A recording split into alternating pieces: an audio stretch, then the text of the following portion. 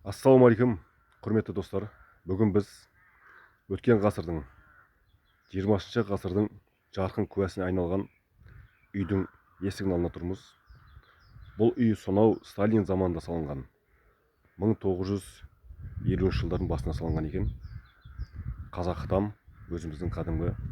Бұл үйде 1890 жылдардың ішінде туылған, 1900 жылдардың басында туылған әжелеріміз, аталарымыз тұрған.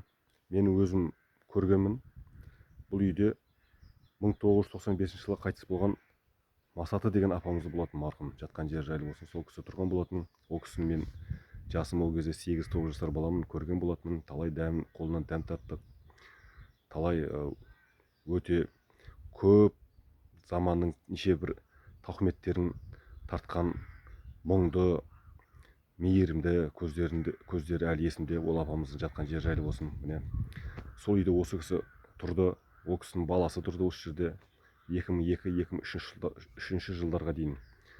Сол 2002-2003 жылдардан кейін бұл үйде ешкім тұрған жоқ. Яғни қазір 23-24 жыл болды кемі бұл үй бос тұр. Яғни бір қараусыз музей деп айтсақ болады. Музей деп айтсақ болады. Енді 80 жылға жуық тарихы бар үй ғой. Қараңыздар. Есіктері сол 1920 жылдары салынған. Сол дәуірде енді ата-бабаларымыз қолда не бар, не қандай материалдарға қолдары жетті, сонымен салды. Мына есіктері өте төмен салынған. Көрдіңіздер ме? Есіктері өте кішкентай, және анау есіктің подоконниктері өте төмен салынған. Фундамент шөкті ғой бұл уақытқа дейін. Сосын төбесі, мына қарасаңыздар, қалың қамыспен жабылып, бірнеше қабат қамыспен, сосын үсті әбден қалың лайменен сыланған. Яғни ол кезде шифр деген болмаған. Сондықтан шифр. Енді қазір шифрда қалды ғой.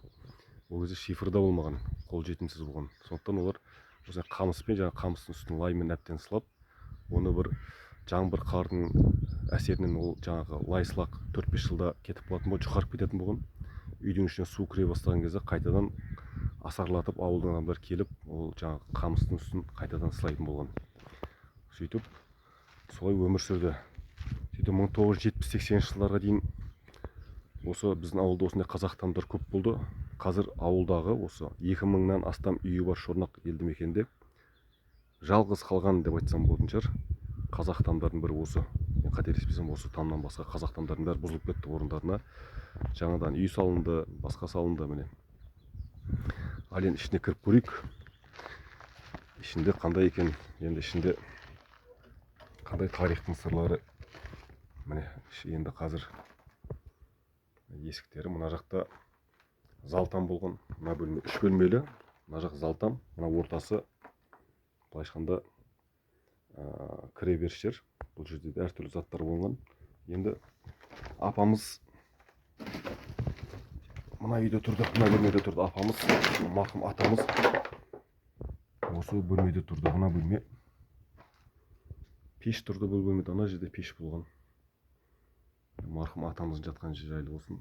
Бас киімі мен өзім көз алдымда ол кісі атамыздың.